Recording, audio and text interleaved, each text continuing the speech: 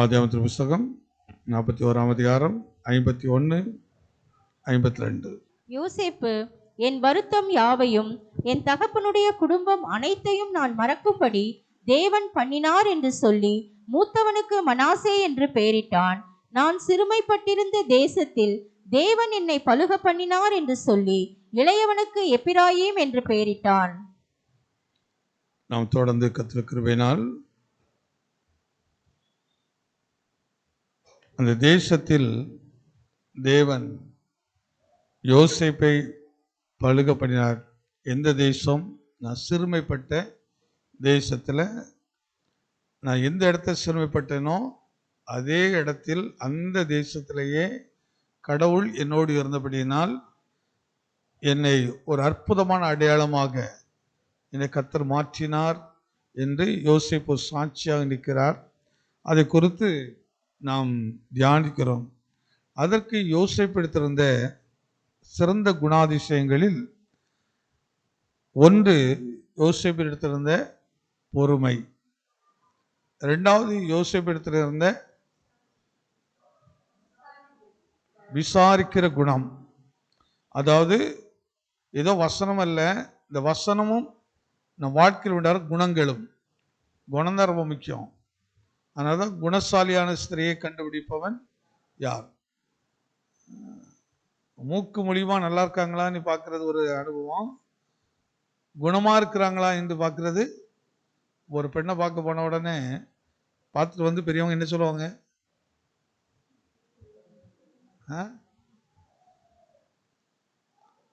இன்னைக்கு அவங்களே பொண்ணை பார்த்துக்கிட்டாங்க, மாப்பிள்ளை பார்த்துக்கிட்டு சொல்ல ஆரம்பிச்சிடுறாங்க. ஆனால் அன்னைக்கு அவங்க யாரும் பார்க்கறது இல்லை.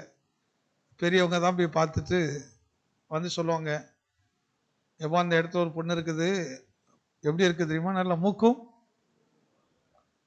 அப்போ அழகே இதுதான். கண்ணு நல்ல பெரிய கண்ணா இருக்கணும். அது அந்த இடத்தோடு சொல்றது அப்படிதான் சொல்றது. கலர்லாம் அடுத்தப்பதான் சொல்றது. மூக்கும் மொழியுமாய் ரொம்ப அழகா இருக்கிறாள் என்று சொல்லுவாங்க. அதனால நம்ம குடும்பத்தை ஏற்ற பொண்ணுப்பா, அதை முடிச்சிடலாம் அப்படின்னே சொல்லுவாங்க. ஒன்று பையனும் என்ன செய்வான், சரி அப்படின்னு தலையாட்டிட்டு சரி முடிச்சிடுவாங்க. அது ஒரு காலங்கள். ஆனால் இன்னைக்கு உள்ள காலங்கள் அப்படி அல்ல. இவர்கள் ஆல்ரெடி எல்லாம் என்ன செய்வாங்க, எல்லா மொழிகளையும் பார்த்துட்டு நான் உன்னை பார்த்துருக்கிறேன் அதை பிடிங்க சொல்லுவாங்க. இப்போ நான் அதுக்குள்ளே போகல. எது குணம்? எது குணம்? பொறுமையாக இருப்பது, அதான் ரொம்ப அற்புதமானது. அடுத்து விசாரிக்கிற குணம். அப்போ அந்த விசாரிக்கிற குணம் எப்படிலாம் இருந்துச்சுங்கிறத குறித்து தியானித்தோம். அது ஒரு 4 இதாக தியானித்தோம். இன்றைக்கு மூன்றாவது யோசேப்பிருந்த ஒரு சிறப்பான ஒரு குணம், அதை குறித்து நாம் வாசிப்போம். ஆதியாகமத்தின் புஸ்தகம் 40ஆம் அதிகாரம் 14வது வசனம். இதுதான் அதன் அர்த்தம் என்று சொன்னதும் அன்றி, நீ வாழ்வடைந்திருக்கும் போது என்னை நினைத்து, வாழ்வடைந்திருக்கும் போது நீ என்னை நினைத்து என்மேல் தயவு வைத்து, என்மேல் தயவு வைத்து என் காரியத்தை பார்வோனுக்கு அறிவித்து, என்ன செய்ய? என்னுடைய காரியத்தை நீ பார்வோனுக்கு அறிவித்து இந்த இடத்திலிருந்து என்னை விடுதலையாக்க வேண்டும். இந்த இடத்திலிருந்து என்னை விடுதலையாக்க வேண்டும்.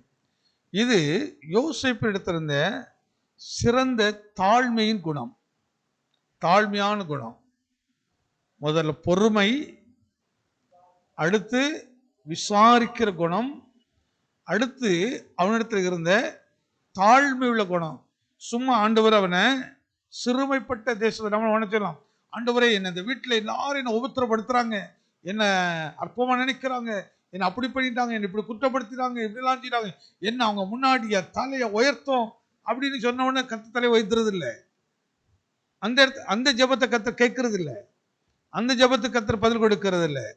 உன் குணத்தை பார்க்கிறார். ஒரு கிறிஸ்தவனுடைய குணம் எப்படி இருக்கணும்?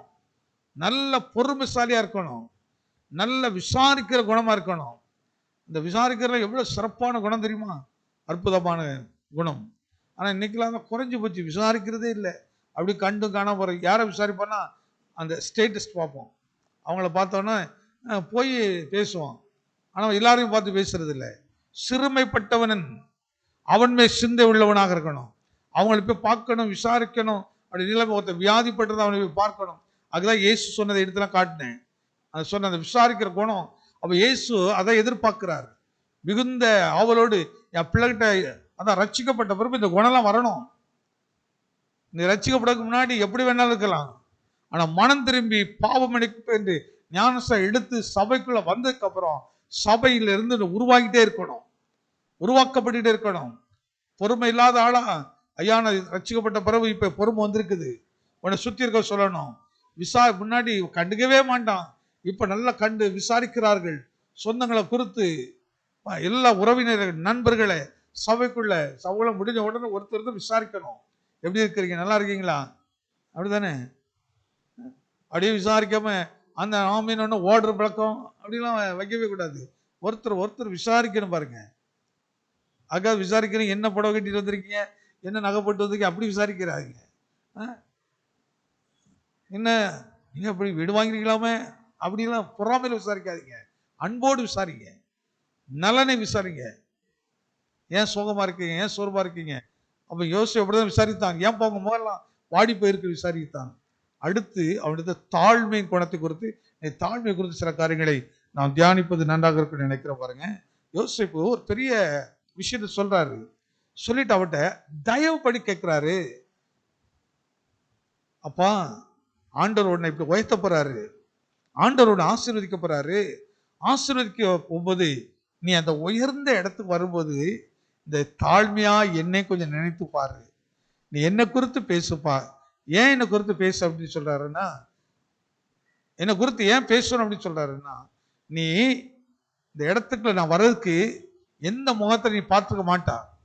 நான் ஒரு குற்றம் செய்து தண்டிக்கப்படுகிறவன் அல்ல.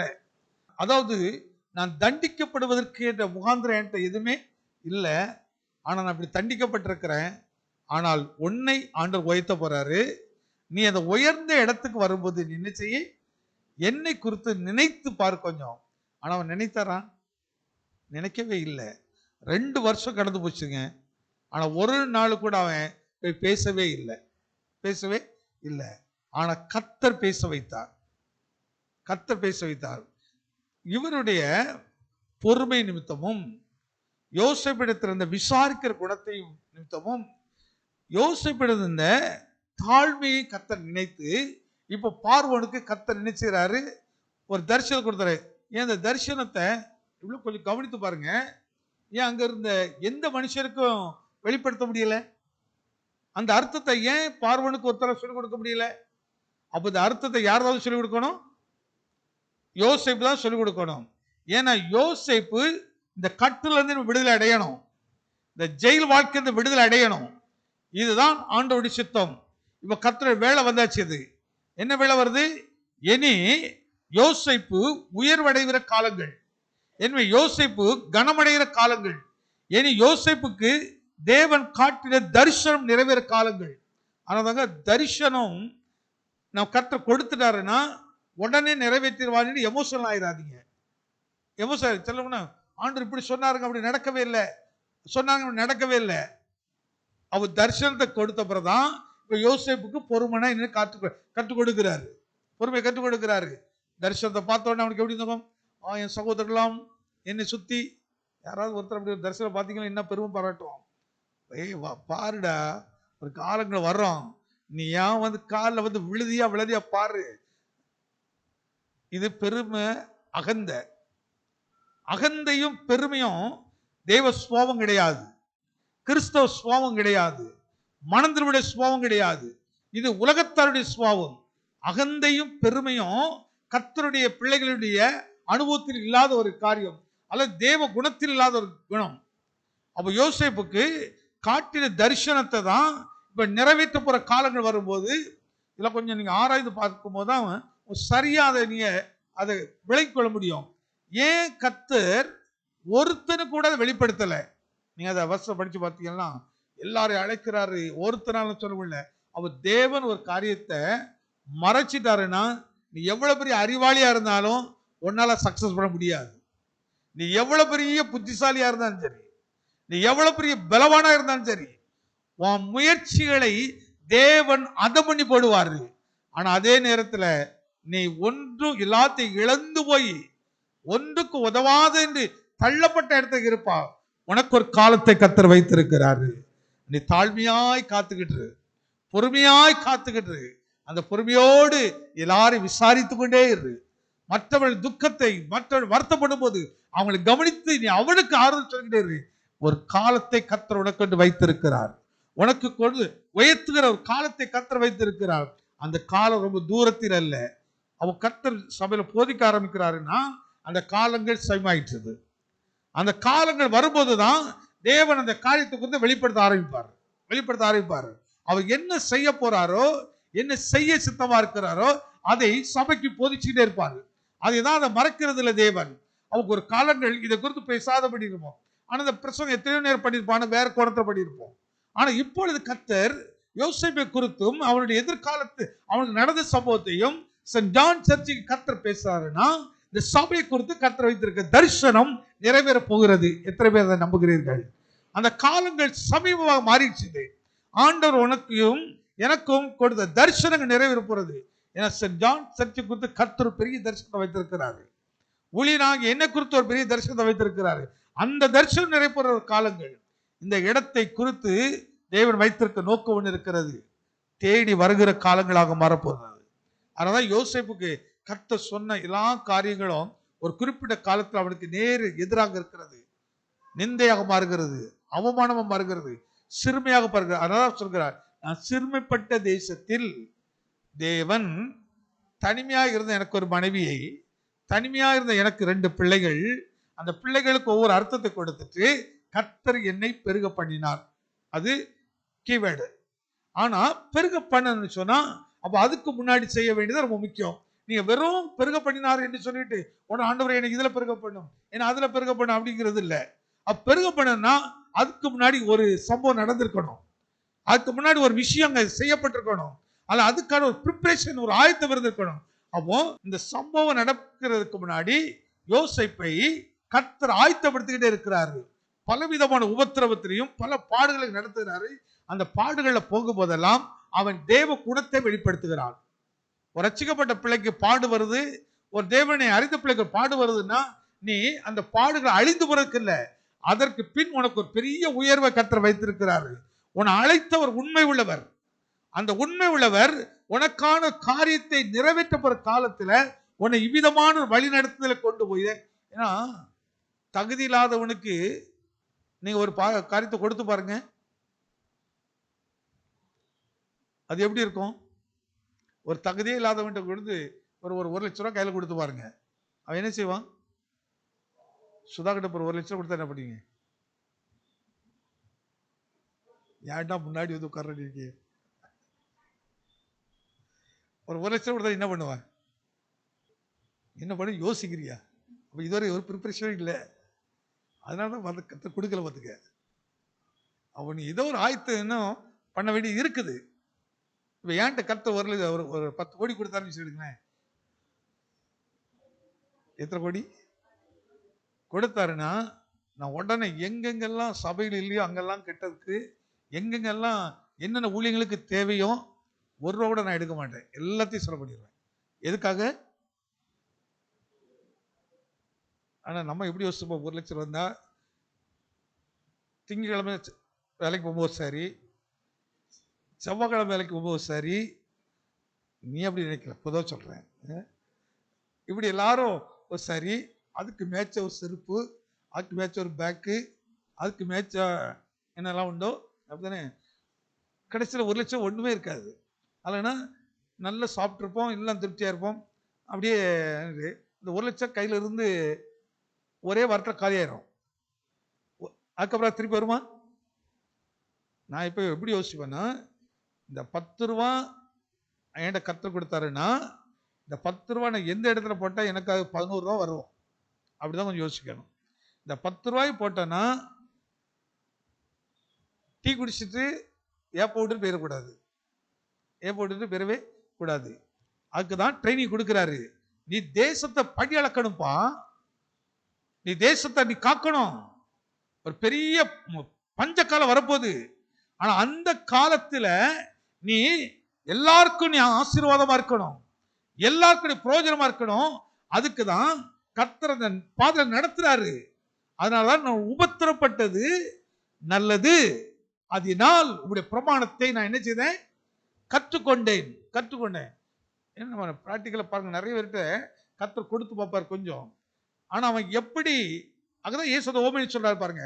ஒருவனிடத்தில் 5 தாலந்தை கொண்டு கொடுத்துட்டு வந்து கேட்கிறாரு. கேட்கலையா? கொடுத்துட்டு அப்படியே போகிறது தேவையில்லை. தேவன் நம்மகிட்ட கொடுத்தார நிச்சயம் நம்மகிட்ட கேட்பாரு. அதான் வேத சொல்கிறது, எவனிடத்துல எவ்வளவு கொடுத்திருக்கோ அவ்வளவு கேட்பாரு. அதிகமா கொடுத்தவன்னா அதிகமா கணக்கு சொல்லணும், அதிகமா கணக்கு சொல்லணும். தேவன் அப்படியே கணக்கு பார்க்க தேவன் அல்ல, அப்படி விட்டு போற தேவன் அல்ல. உன்கிட்ட கொடுத்திருக்கிற நேரத்துக்கு கூட கணக்கத்தை கேட்பாரு. உனக்கு கொடுத்த கிருபைக்க நல்ல ஜெபிக்க வரம் கொடுத்து அந்த ஜெபத்தை எப்படி பயன்படுத்தி இருக்கிறா, பாடுகிற வரத்தை கொடுத்து அதை எப்படி பயன்படுத்தி இருக்கிறா, பேசுற நிறைய பேருக்கு நல்ல வாய் கொடுத்திருக்கிறாரு. ஆனா அத்தனை வாயும் எங்க பேசுவோம் தெரியுமா? மீன்காரர்கிட்ட பேசுவோம், கருவாடு கடையில பேசுவோம், துணி கடையில பேசுவோம். ஆனா ஒருத்தர் இடத்துலையும் வசனத்தை எடுத்து பேச மாட்டோம். வசனத்தை எடுத்து போய் பேசணும். ஒரு வியாதிப்பட்ட வீட்டுக்கு போங்க, உட்கார்ந்து பேசுங்க, விசாரிங்க அவங்ககிட்ட. அங்க போய் பொறுமையா உட்கார்ந்து அவங்களை கவனிங்க. பொறுமை எதுக்கு தெரியுமா? தாழ்மை எதுக்கு தெரியுமா? தாழ்மையா போய் அவங்க வீட்டுல போய், ஐயா இயேசு ஏற்றுக்கொள்ளுங்க, ஏன்னா காலங்கள் கடைசி, என்ன மௌனமா இருக்கிற காலம் இல்ல, நேரத்தை நீங்க வீணாக்க கூடாது. கிடைக்கிற நேரத்துல எல்லாம் உங்க வீட்டு பக்கத்திலே கொஞ்சம் பயன்படுத்துங்க, கொஞ்சம் உட்கார்ந்து பேசுங்க. எனக்கு இந்த யெகோவா விட்னஸ் ஆட்களை கொஞ்சம் கவனிச்சு பாருங்களேன். பயன்படுத்துறாங்கன்னு பயன்படுத்தலையா? பொய்யான ஒரு உபதேசத்தை அவ்வளவு நேரத்தை செலவு பண்ணி அவ்வளவு பொறுமை, நீங்க வேண்டான்னு சொன்னா கூட அவ்வளவு தாழ்மையா கொஞ்சம் படிச்சு பாருங்களேன். பேசுறாங்க பேசலையா? நம்ம சிறுவித்தியாக்கள் அவ்வளவு அருமையான பேச்சு உண்டு. சிறக்கு அது ரொம்ப சிறப்பான குணம் பார்த்துடுங்க. அப்படி இனிமையா பேசுறது இருக்கா இல்லையா? அப்படி தாழ்மையா அப்படி சில பேச்சை கேட்ட உடனே கேட்காத கூட கேட்க ஆரம்பிச்சிருவான். அப்ப அந்த தாளத்தை பயன்படுத்துங்க, பேசுங்க. யோசேப்புக்குள்ள இருந்து பாருங்க, என்ன தாழ்மையா பேசுறாரு. நான் இதெல்லாம் படிக்கும் போது ரொம்ப ஆச்சரியமா அப்படி படிப்பேன். தாழ்மையோடு பேசுறாரு. அவன் பார்ப்பா, ஆண்டவரோட வயது போறாரு, நான் சொல்லிட்டேன், போனதுக்கு அப்புறம் எனக்கு இவ்வளவு கொடுத்துரு, டீல் பேசல பாருங்க. அவன் ஒரே ஒரு வாசி பேசுறான், உன்னை கர்த்தர் வைத்த போது என்னை நினைத்து கொள்ளு, என்னை என்ன செய்ய நினைத்துக் கொள்ளு. அப்ப என்ன, கஷ்டத்தில் இருக்கிறவர்கள் அவருடைய மனதில் இருக்க, என்னை யாராவது நினைக்க மாட்டார்களா, என்னை யாராவது நினைக்க மாட்டார்களா? நம்ம நினைச்சிருக்கோம் நினைக்கிறியா? சில ஜுரம் படுத்திருப்போம், கஞ்சி வச்சு கொடுக்க யாரா இருக்க மாட்டாங்க. அப்ப நினைத்து பாப்போம், பார்க்க மாட்டாங்க. யாராவது வந்து இப்ப விசாரித்தா நல்லா இருக்குமே நினைப்போம், நினைக்க மாட்டோமா? நினைப்பா நினைக்க மாட்டோமா? இந்த மருத்துவமனையில் அங்கே இந்த ஹாஸ்பிட்டல் ஊழியத்து போகும் பாருங்க, நிறைய பேர் ஆட்களே இல்லாமல் இருப்பாங்க. சில பெட்டில் பார்த்தீங்கன்னா கும்பல் கும்பலாக உட்காந்துருப்போம். சிலருக்கு ஆஸ்பத்திரி கல்யாணம் வீடு மாதிரி, வீட்டில் வந்து சமைச்சிட்டு அப்படியே சட்டியாக எடுத்துகிட்டு வந்து அங்கே உட்காந்து சாப்பிட்டுட்டு இருப்பாங்க. அது ஒரு குரூப் இருக்குது. இது ஆஸ்பத்திரியில் அப்படிலாம் நினைக்கிறதில்ல, அங்கே போய் உட்காந்துட்டு சாப்பிட்றதுல அது ஒரு சந்தோஷம். சில ஆட்களை பார்த்தீங்கன்னா அவனை வந்து பார்க்க ஒருத்தருமே இருக்க மாட்டாங்க.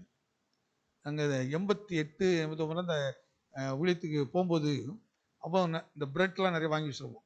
பிரெட்லாம் வாங்கி வச்சுருவோம். வாங்கிட்டு யாருமே விசாரிக்க அவங்க இருக்கிற இடத்துல போயிட்டு அவங்களுக்கு அந்த பிரெட்டை கொடுத்துட்டு அப்போதான் ட்ராக்ஸ் கொடுப்போம். கொடுத்துட்டு அதுக்கப்புறம் அவங்ககிட்ட பேசுவோம். பார்த்தீங்கன்னா அவ்வளோ பிரச்சனையை சொல்லுவாங்க. அப்போ இந்த ஊழியர்னா தாழ்மை உனக்கு தேவை. நீ தாழ்மை இல்லாதவனுக்கு இந்த ஊழியத்தை செய்ய முடியாது. அதனால தான் தாழ்மை உள்ளவர்களுக்கு கர்த்தர் கிருபை கொடுக்கிறாரு. அப்போ தாழ்மை சுபாவம் யோசேப்புல வரணுங்கிறதுக்கு தான் கர்த்தர் இப்படி இந்த பாதை நடத்துறாரு.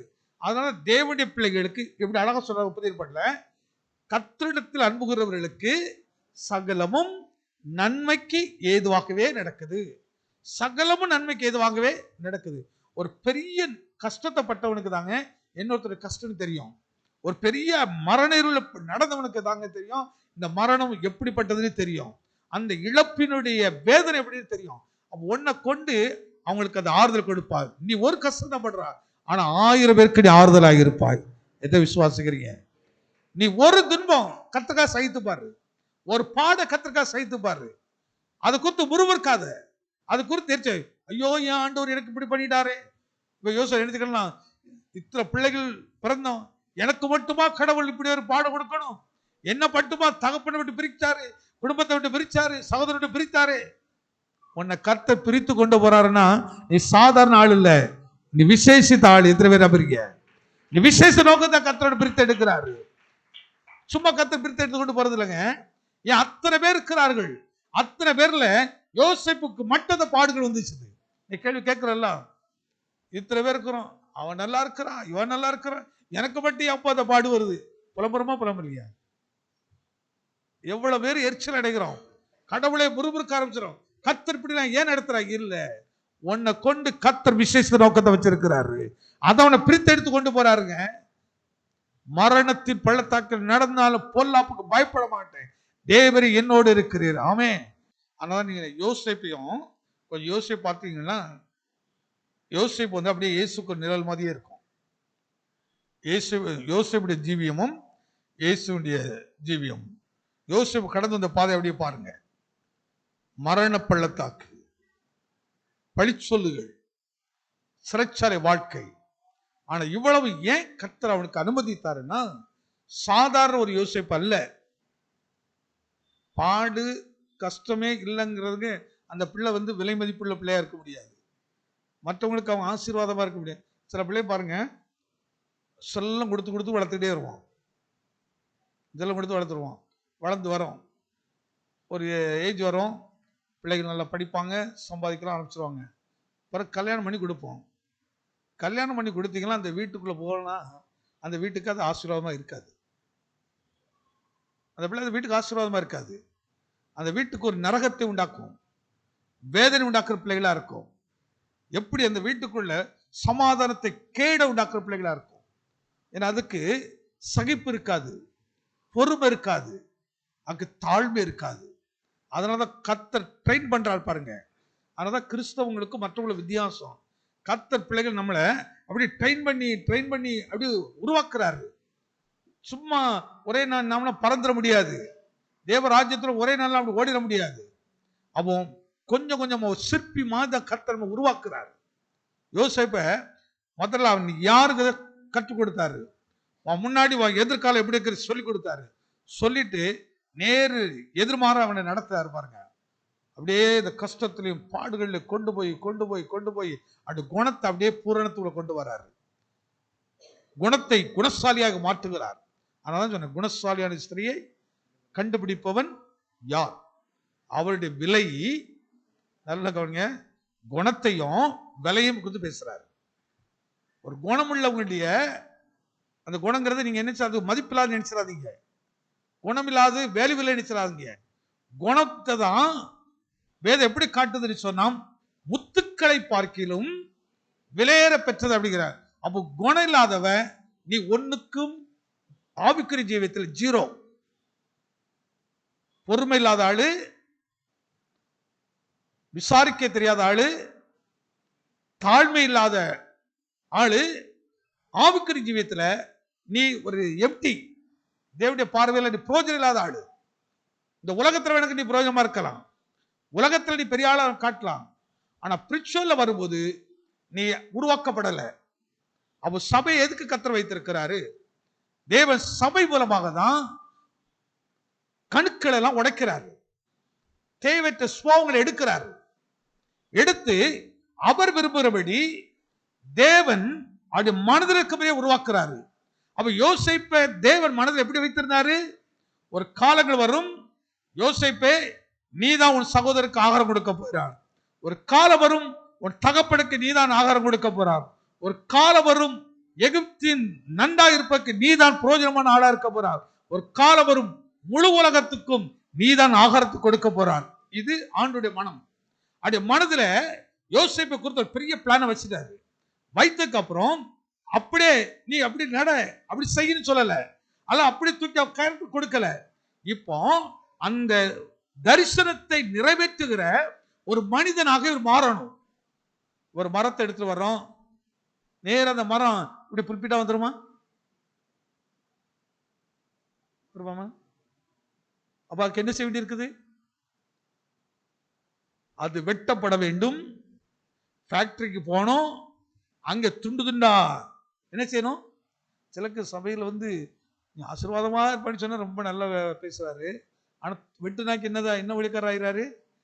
உன்னை வெட்டுனாதான், உன்னை பலிபீடத்தில் வைத்தாதான், பலிபீடத்தில் வைத்து உன்னை சரிபடுத்தினாதான் நீ எப்படி மாறுவாய்? சுத்த பொன்னாக மாறுவாய். ஆமே. அப்போ அங்க போன பிறகு அதை பீஸ் பீஸா கட் பண்ணி அப்புறம் அழகாக செதித்து அதுக்கு பிறகு ஒன்றோடு ஒன்று இணைக்கப்படுது பாருங்க. அப்போ இதுக்கு என்ன தேவைப்படுது? யோசேப்புல என்ன குணம் இருந்துச்சு? மூன்றாவது குணம் தாழ்மை, விட்டு கொடுக்கிறது, ஒப்பு கொடுக்கிறது, ஆண்டவர் சித்தத்தை ஒப்பு கொடுக்கிறது. ஆண்டவரை நீ என்ன எப்படி செய்ய சித்தமா இருக்கிறீரோ அப்படியே செய்யும். சுயத்தை உள்ள வைத்திருந்தால் தேவ சித்தம் நிறைவேறாது, தேவனுடைய திட்டம் நிறைவேறாதான். அவ கர்த்தருடைய மனதில் இருக்கிறபடியே அதான் ஆண்டவரே நான் சிறுகவும் நீர் பெருகணும்.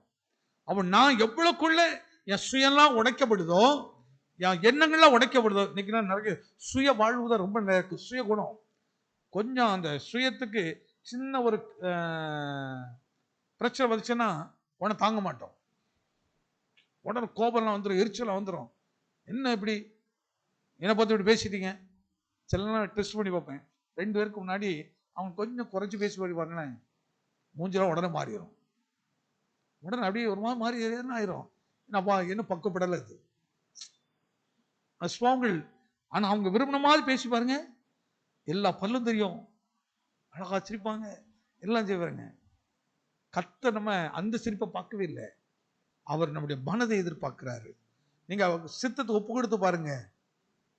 நீ சிறுமைப்பட்ட தேசத்துல இருந்து கர்த்தர் உன்னை அப்படியே பல்க பண்ணிடுவாரு.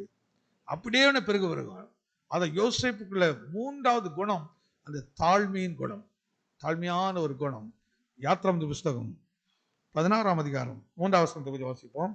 அப்படியே மோசேயும் ஆரோனும் பார்வோனிடத்தில் வந்து, உன்னை தாழ்த்த நீ எதுவரைக்கும் மனதில்லாதிருப்பாய்? என் சமூகத்தில் எனக்கு ஆராதனை செய்ய என் ஜனங்களை போகவிடு, நீ என் ஜனங்களை போகவிட மாட்டேன் என்பாயாக. பாருங்க. அப்பொழுது மோசேயும் ஆரோனும் பார்வோனிடத்தில் வந்து, உன்னை தாழ்த்த நீ எதுவரைக்கும். அப்போ தாழ்த்துவதற்கு பார்வோனுக்கு என்ன இல்லை? இதுல கூட ஒரு பெரிய கேள்விலாம் வருது. எதுக்கு இவ்வளவு காலங்கள் சென்றது? 10 முறை. ஏன்னா இப்போ பார்வோன் இதயத்தை கடினப்படுத்தினாரா, தேவன் கடினப்படுத்தினாரா? ஏன் தேவன் அவனுக்கு கடினப்படுத்தணும்?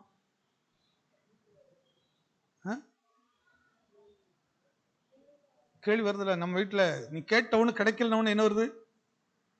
எத்தனை முறை சொல்லியிருக்கிறேன். ஆண்டவர் சில நேரங்கள்ல அது தடைப்படுத்திட்டே வராரு.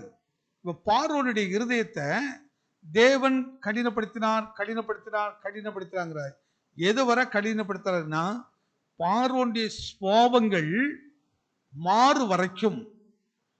அவனு முழுமையா மாறு. இப்போ மாறிச்சுதான், 10வது முறை கூட மாறல. ஆனா விட்டு அவ்வளவுதான், ஜனங்களை எல்லாத்தையும் அனுப்பினான். ஆனா கொஞ்ச நேரத்தில் பழையபடி அதே குணம் வந்துச்சு. பாருங்க, சில நேரங்கள் இப்படிதான் நமக்கு வரும். கொஞ்ச நேரம் ரொம்ப பரிசுத்தமானா மாதிரி இருப்போம். இப்போ 2 நாள் கழிச்சு பார்த்தீங்கன்னா பழைய ஆளாவே மாறிடுவோம். அது ஒரு பழைய சுபாவம். இது எதை காட்டுதுன்னு சொன்னா, தாழ்மையாய். அந்த வார்த்தை எப்படி பேசுறா பாருங்க. அப்பொழுது மோசேயும் ஆரோனும் பார்வோனிடத்தில் வந்து, உன்னை தாழ்த்த நீ எது வரைக்கும் மனதில் இருப்பாய். அப்போ அவன் மனதில் அது என்ன வரணும்? தாழ்மைங்கிறது அவர் சொன்னோன்னே சாரி நான் தாழ்த்துறேன், நான் விட்டுறேன் செய்யறேன் அப்படிங்கிறத. அவன் சுபாவம் மாறு வரைக்கும் தேவன் இருதயத்தை கடினப்படுத்திருக்கிறார். அந்த முழுமையா மாறணும் அப்படின்னுட்டு இதான் நமக்கு ஒரு அடையாளம் காட்டுறாரு. தாழ்மை இல்லைன்னா நமக்கு நஷ்டம் வருவது நிச்சயம். அதே நேரத்தில் இன்னொரு பாடி காட்டுறாரு. கர்த்தர் தாழ்மையோடு அவன் உன்னை விடு வரைக்கும் நீ பொறுமையா காத்துரு. காத்துற அப்படிங்கிறாரு. இப்ப பார்வோனுக்கு இத மோசைக்கும் ஆரோனுக்கும் இவங்களுக்கு ஒரு லெசனை கற்றுக் கொடுக்கிறாரு. எப்படி கற்றுக் கொடுக்கிறாரு? நீ போன உடனே மோசே ஜனங்களாம் விட்டுரு அப்படின்னு சொன்னா இவங்க ரெண்டு பேருக்கு எப்படி இருக்கும்? எப்படி இருக்கும்? நான் சொன்னேன் உடனே ரெண்டு பேருக்கு ஈகோ இருக்குது. பார்வோன் அப்படி கேட்டான்னு விடுவாரா? விட மாட்டாரு. இப்போ மோசைக்கும் ஆரோனுக்கும் என்ன செய்யணும்? இவங்களுக்கு என்ன செய்யணும்? சோர்ந்து போகாம தேவன் சொன்னது நடக்கும் வரை நீ பேசிட்டே இருக்கணும். அதே போல அவன் இருக்க கண்ணப்படுத்த பாருங்க, அவன் முழுமையாய் தாழ்மைக்குள் வரும் வரைக்கும் மோசை பார்வோனுடைய இருதயம் கடினப்பட்டுக்கிட்டே இருக்குது. அப்போ ரிசல்ட் எப்போ வருது பாருங்க, 10வது முறை இப்ப பெரிய நஷ்டம் வருது. குடும்பத்தில் இருக்கிற தலைப்பிள்ளைகள் எல்லாம் மறிக்குது. அப்ப இது என்ன நமக்கு கற்றுக் கொடுக்க பாருங்க.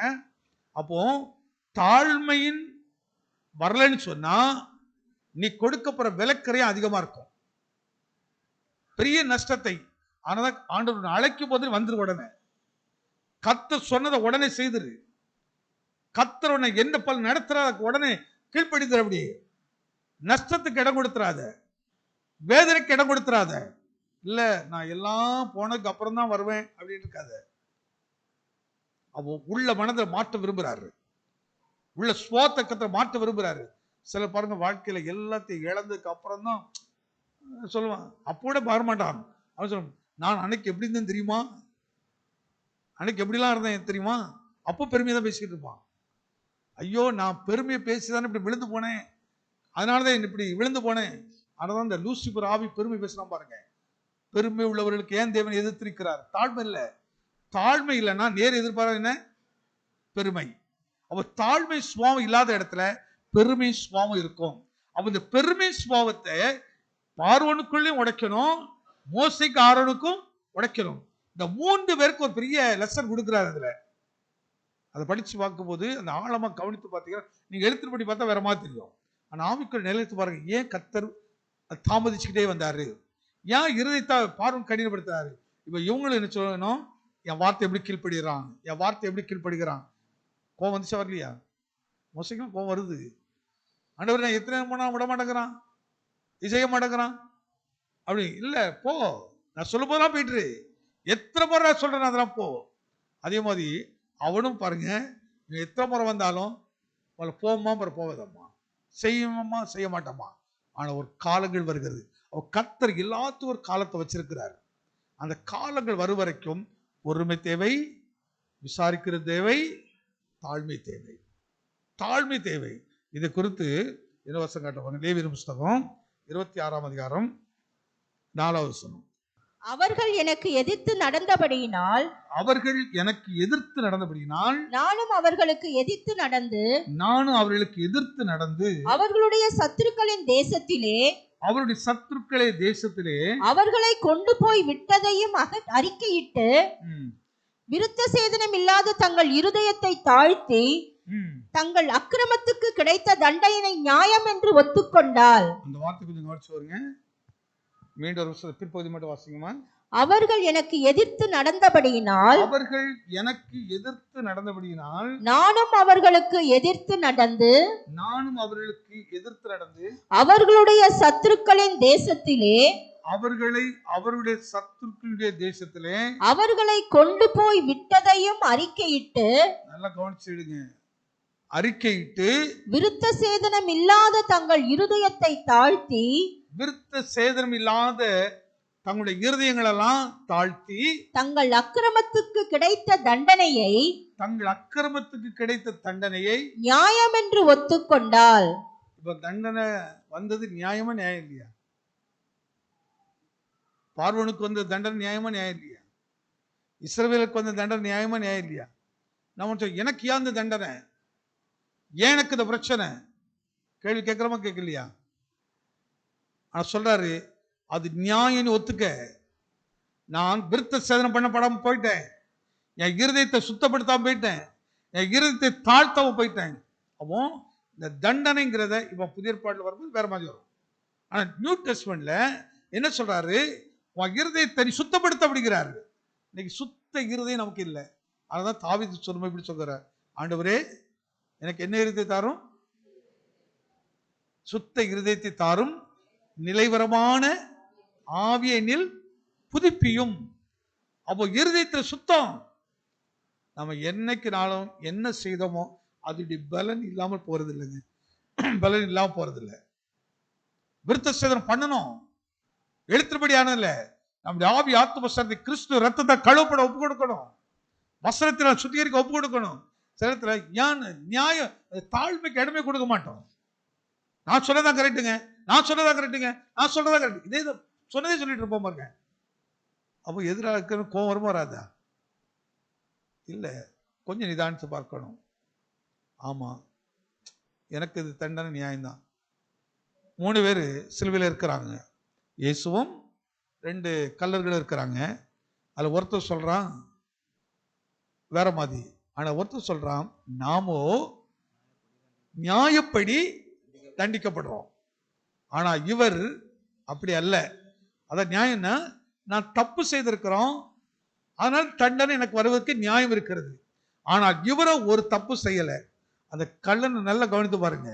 ஏன் 2 கள்ளன்ல ஒருத்தருக்கு வட்டம் அந்த மீட்பு தாழ்மையான பேச்சு. அதனால தாழ்மை உள்ள கிருபை. அந்த கல்வாரி சிலுவையில தொங்கிட்டு இருக்கும் போதே அவன் பேசுற பேச்சு எப்படி இருக்கு பாருங்க. நாமோ நியாயப்படி, என்னைக்காவது அப்படி சொன்னவங்க மட்டும் கையை வச்சு ராமின்னு சொல்லணும். உங்க வீட்டில் எங்கேயாவது ஒரு பிரச்சனை நடந்துச்சுது, உடனே வந்து உங்களை பார்த்து சொல்றாங்க நீ செய்ய தப்பு அப்படின்னு சொல்றாங்க. நீங்க நிதானித்து பார்த்து, ஆமா நியாயப்படி நான் தப்பு தான் பண்ணியிருக்கிறேன், அதனால அவன் என்ன தப்புன்னு சொல்லிட்டாங்க. இந்த அனுபவம் வந்த உடனே நமக்கு கோபம் வராது, தாழ்வு வந்துடும். தாழ்வு வந்துடும். ஆம், நான் செய்த தவறுதான். உடனே அது மனம் மாறுவோம். மனம் மாறுவோம். யாரும் யோசிச்சு பாருங்க, வசனமும் வாழ்க்கையும் தான் நான் பேசுறது, வசனமும் நம்ம ஜீவியம் தான் சொல்றது, வசனமும் நம்ம சாட்சிகளும் தான். வசனம்னா இப்படி இருந்தது இப்படி இருந்தது சொல்லிட்டு போறதுல வரல. இந்த வசனமும் எனக்கு என்ன இந்த வசனத்தை நான் என்ன கற்றுக்கொள்கிறேன், இந்த வசனம் நடக்கலைன்னா நடக்கலையா, நியாயப்படி அவர் சொல்ற பாரு, நல்லா இருக்கு பாருங்க. இந்த கல்வாரி சிலுவையில நாமோ நியாயப்படி என்ன செய்யறோம், தண்டிக்கப்படுறோம். அப்போ அவனுக்கு விளங்கினான், நான் மறிக்க போறது எனக்கு இந்த மரண தண்டனை நியாயம் ஐயா, ஆனா அவருக்கு அது நியாயம் இல்லை, அவருக்கு அது நியாயம் இல்லை. அதனால யோசிச்சு சொல்லுறாரு பாருங்க, நான் இங்கே வருவதற்கான எந்த தப்பு செய்யல, ஆனாலும் அந்த ஜெயில இருக்கிறேன், என்ன நினைச்சுக்கப்பா அப்படிங்கிறான். அங்க போகும்போது என்ன உனக்கு ஒரு பாக்கியத்தை கொடுக்கிற, என்ன நீ இப்போ எஜமான இடத்துல அவரோடு விருதுல இருக்க போற ஆளு, நீ பேசுவதற்கு ஒரு நல்ல பாக்கியம் இருக்குதுப்பா, நீ நினைத்துக் கொள்ள அப்படிங்கிறான். ஆனா அவர் நினைத்துக் கொள்ளவில்லை, ஆனா கர்த்தர் நினைக்க வைத்தார், அதை நினைக்க வைத்தார். அதனால இந்த வார்த்தை எப்படி பாருங்க, கர்த்தர் எனக்காக யாவையும் செய்து முடிப்பார். நீங்க யாரெல்லாம் நீங்க நம்புறீங்களோ அது யாருமே நம்பிக்கை, அவங்க கூட ஒன்றும் செய்ய மாட்டாங்க, எதிரியா கூட மாறிடுவாங்க. ஆனா கர்த்தர் நம்பி பாருங்க, கர்த்தர் உனக்கு நம்பி பாருங்க, கர்த்தர் உங்களுக்கு செய்வார் பாருங்க, கர்த்தர் நடத்துவார் பாருங்க. இதுக்கு நிறைய சாட்சிகள், இண்டிவிஜுவலா நிறைய பழக்க வழக்கங்கள் நமக்கு இருக்கிறதால ஒவ்வொரு குடும்பத்தில் நடந்த விஷயங்கள்லாம் சாட்சிகள் அப்படியே சொல்ல முடியும். இப்படி ப்ராக்டிக்கலா என்னென்ன குடும்பத்தில் எப்படி நடந்து எப்படி நடந்துச்சு, அப்போ கர்த்தரை நம்பினவங்களுக்கும் நம்பாதவங்களுக்கும் வித்தியாசம் என்ன, இதை நான் சொல்ல முடியும். இழந்து போனதெல்லாம் மீட்டவர்கள் எத்தனை பேர் இருக்கிறாங்க, மீட்டவங்க எத்தனை பேர் இருக்கிறாங்க, வசனத்தின்படி நடந்து சத்தியத்தின்படி நடந்து, அதே போல நடக்காதனால நஷ்டப்பட்டவங்க இழந்தவங்க மட்டும் இல்ல, வாழ்க்கையை தொலைத்தவர்களாம் இருக்கிறாங்க, வாழ்க்கையை தொலைச்சிருக்கிறாங்க. நிறைய இந்த பூமியில இல்லை இல்லை. அதனாலதான் கவனமாக இருக்க வேண்டும். என் ஒரே ஒரு வசனம் சொல்லி நான் முடிச்சிட பாருங்க, வாசிப்போம். அதில் தெரிந்த வசனம் தான் 1 ராஜாக்கள் 21ஆம் அதிகாரம் 27வது வசனம். தன் வஸ்திரங்களை கிழித்து தன் சரீரத்தின் மேல் ரெட்டை போர்த்து கொண்டு உபவாசம் பண்ணி ரெட்டிலே படுத்து தாழ்மையாய் நடந்து கொண்டான். நல்லா கவனித்து பாருங்க, இந்த சம்பவம் எல்லாம் தெரியும். எப்படி அழகா சொல்லுங்க. ஆகாப் இந்த வார்த்தைகளை, எந்த வார்த்தைகளை கேட்டாரு, இந்த வார்த்தைகள் சொல்லுங்க. எந்த வார்த்தையை வாசிக்கலாம், 17ஆம் வசனம் வாசிக்கலாம். அதே அதிகாரத்துல 17ஆம் வசனம். கர்த்தருடைய வார்த்தை கர்த்தருடைய வார்த்தை திஸ்பியனாகிய எலியாவுக்கு உண்டாகி அவர் நீ எழுந்து சமாரியாவில் இருக்கிற இஸ்ரவேலின் ராஜாவாகிய ஆகாபை சந்திக்கும்படி போ. இதோ அவன் நாபோத்தின் திராட்சை தோட்டத்தை சொந்தமாய் எடுத்துக்கொள்ள சொந்தமாக எடுத்துக்கொள்ளும்படி அங்கே போயிருக்கிறான். நீ அவனை பார்த்து நீ கொலை செய்ததும் எடுத்துக்கொண்டதும் இல்லையோ என்று கர்த்தர் சொல்லுகிறார். இந்த வார்த்தை கேட்ட உடனேதான் இவன் என்ன நினைச்சிருக்க மாட்டான், நான் செய்தது யாருக்குமே தெரியாது. அதுக்கு இன்னொரு விஷயம் சொல்ற பாருங்க, அதுக்கு அடுத்த 20ஆம் வசனம். அப்பொழுது ஆகாப் எலியாவை நோக்கி, என் பகைஞனே என்னை கண்டுபிடித்தாயா என்றான். நல்லா கவனிச்சு பாருங்க, யாராவது கொஞ்சம் கரெக்டா சொல்றாள் யாராவது தெரியும்? உண்மை சொல்ற ஆளெல்லாம் பார்த்தா யாராவது தெரியும்? என் பகைஞனே, இவன் ஏன் எதிரிப்பான், ஏன் ஒரு நாள் நல்லதே பேச மாட்டான், இந்த ஆள் எப்போ மாறு இப்படிதான் பேசுவார் அப்படிதான் பேசுவாரு. இங்க நல்ல அந்த வார்த்தை கவனித்தாங்க. எலியாவை பார்த்த உடனே அவன் வந்து சொல்றான். இப்போ எலியாவது சொன்னாரா கர்த்தர் சொன்னாரா? கர்த்தரை சொல்றாரு. இப்போ கர்த்தரை தேடி போறாரு. அவர் தேடி போயிட்டு அவன் மேல் ஒரு சாபம் வந்துவிடக்கூடாது என்பதற்காக, அவன் மேல ஒரு துன்பம் வந்துவிடக்கூடாது என்பதற்காக என்ன செய்கிறாரு? எத்தனை முறை எச்சரிக்கிறாரு, ஆனா கீழ்ப்படியல. ஆனா இப்ப நடந்துச்சு. இப்போ நடந்ததுக்கு அப்புறம் நீ எப்படி எல்லாம் விழுந்து போனங்கிற காட்டுறா பாருங்க. அவன்கிட்ட போய் எச்சரிக்கைப்படி போன உடனே என் பகைஞனே அப்படி சொன்ன மாத்திரம் அப்படி சொல்றா பாருங்க, என்னை கண்டுபிடித்தாயா என்றான். அதற்கு எலியா, கண்டுபிடித்தேன் கர்த்தரின் பார்வைக்கு பொல்லாப்பானதை செய்ய நீ உன்னை விற்று போட்டாய். யார் கண்டுபிடிச்சது? யார் கண்டுபிடித்தது? எலியா கண்டுபிடிச்சாரா கர்த்தர் கண்டுபிடித்தாரா? கர்த்தர் நீ எங்க இருக்கான்னு கண்டுபிடிக்கிறாரு. கர்த்தர் நீ என்ன செய்யறாருங்கிறத கண்டுபிடிக்கிறாரு. நீ செய்கிறது என்னங்கிறத மனுஷனுடைய கண்ணை மறைச்சிடலாம், ஆனா கர்த்தருடைய கண்களை மறைக்கவே முடியாது பாருங்க. அவர் கண்டுபிடிச்சு சொல்றான், கண்டுபிடித்தேன். என்னை கண்டுபிடித்தாயா என்றான். அதற்கு அவன், கண்டுபிடித்தேன் கர்த்தரின் பார்வைக்கு பொல்லாப்பானதை செய்ய, கர்த்தருடைய பார்வைக்கு பொல்லாப்பானதை செய்ய நீ உன்னை விற்று போட்டாய். நான் உன்மேல் பொல்லாப்பு வரப்பண்ணி உன் சந்ததியை அழித்து போட்டு ஆகாபுக்கு சுவரில் நீர் விடும் ஒரு நாயாகிலும் இராதபடிக்கு. எல்லாம் நிறைய தெரிஞ்ச விஷயம் தானே. அந்த முக்கியமான பாயிண்ட் மட்டும் அதில் எடுத்துக்கிடுவோம். முக்கியமான பாயிண்ட். இப்போ இந்த ஆகாப்பு இந்த தவறு செய்வதற்கு என்ன காரணம்?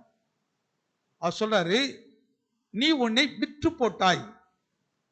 யாருக்கு விட்டு போட்டாரு?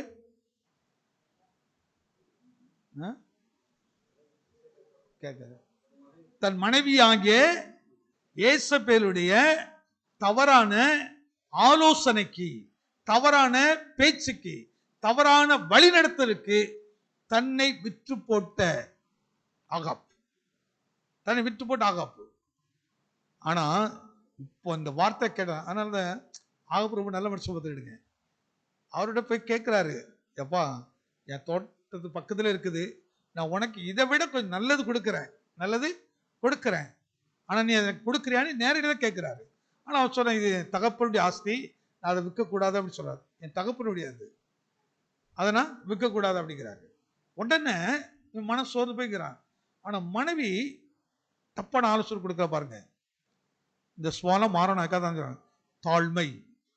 ஒருவேளை இப்படி இருந்தா சாபத்துக்கு ஒரு வழியை நீங்க வச்சிருந்தீங்கன்னா இன்றைக்கு மனம் திரும்ப கத்த இறங்குவாருங்கதான் அந்த சப்ஜெக்ட் நோக்கம். அதுல சொல்றாரு பாருங்க. இப்ப அந்த வாசிங்க 27ஆம் வசனம். ஆகாப் இந்த வார்த்தைகளை கேட்டபோது, தன் வஸ்திரங்களை கிழித்து தன் சரீரத்தின் மேல் ரெட்டை போர்த்துக் கொண்டு சரீரத்திலே ரெட்டை பொருத்தி கொண்டு உபவாசம் பண்ணி ரெட்டிலே படுத்து தாழ்மையாய் நடந்து கொண்டான். இப்போ அவனுக்குள்ள இந்த குணம் மாறிச்சு. அப்படி ஐயோ நான் தப்பு பண்ணிட்டேன், என் மனைவி பேச்ச கேட்டு நான் ரத்தம் சிந்திட்டேன், இவன் தேவனுடைய கோபம் எனக்கு நேரா வந்துச்சு, தேவன் என்னை என்ன செய்திருவார், நிச்சயமாக அழிப்பார். நான் தேவ ஊழியரை கூட எதிர்த்து நின்னேன், அவனை நான் பகைஞன் என்று சொன்னேன், எதிரி என்று சொன்னேன், எனக்கு விரோதமான ஆடு நான் நினைத்தேன். ஆனால் கர்த்தர் எனக்கு நன்மை செய்திருக்கா, என்ன தெரியுமா, என்னை எச்சரித்திருக்கிறபடி நான் ஒரு வாய்ப்பு கர்த்தர் கொடுக்கிறாரு. உடனே மனம் திரும்புறான். ஆண்டவர் பேசுறாரு பாருங்க, ஆகாப் எனக்கு முன்பாக தன்னை தாழ்த்தினதை கண்டாயா, தன்னை தாழ்த்தினதை கண்ட. கரங்களை தட்டி ஆமென் சொல்லுங்க. இன்றைக்கு கர்த்தருக்கு முன்பாக நீ தாழ்த்துகிறதை கர்த்தர் காணுங்க. இது ரொம்ப அற்புதமான விஷயம். என்னன்னா ஒவ்வொரு விஷயத்தை கர்த்தர் பார்க்கிறாரு.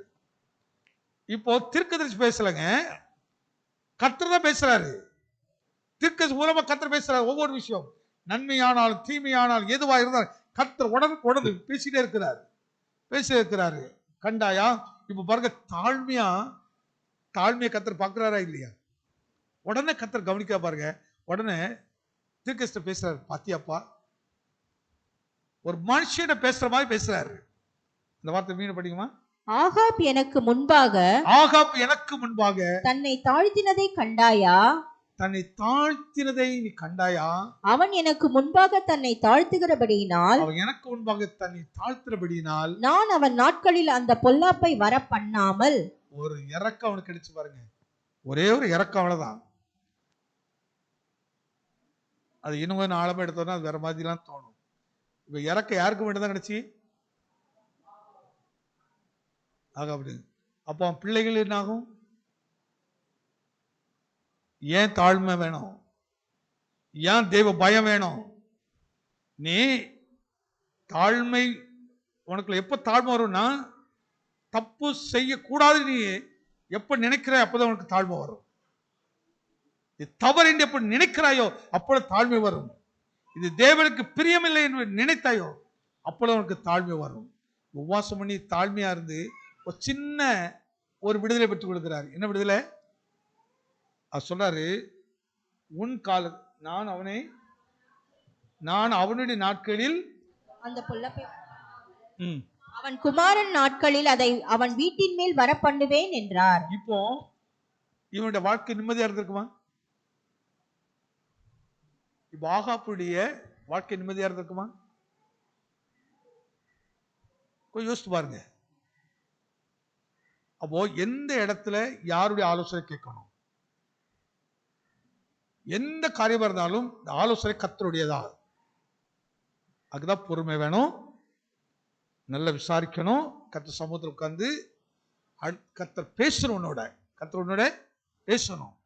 பேசுவரை காத்திருக்கலன்னா நீ உணர்ச்சி வசப்பட்டு தப்பான ஆலோசனை கேட்டு தப்பான செய்து உன் குணத்தை நீ மாத்திக்கிட்டா அந்த குணத்துக்கு ஏற்ற பலன் ஒருவேளை உனக்கு இன்னைக்கு இல்லாம இருக்கலாம், நாளைக்கு எது கிடைக்கும்.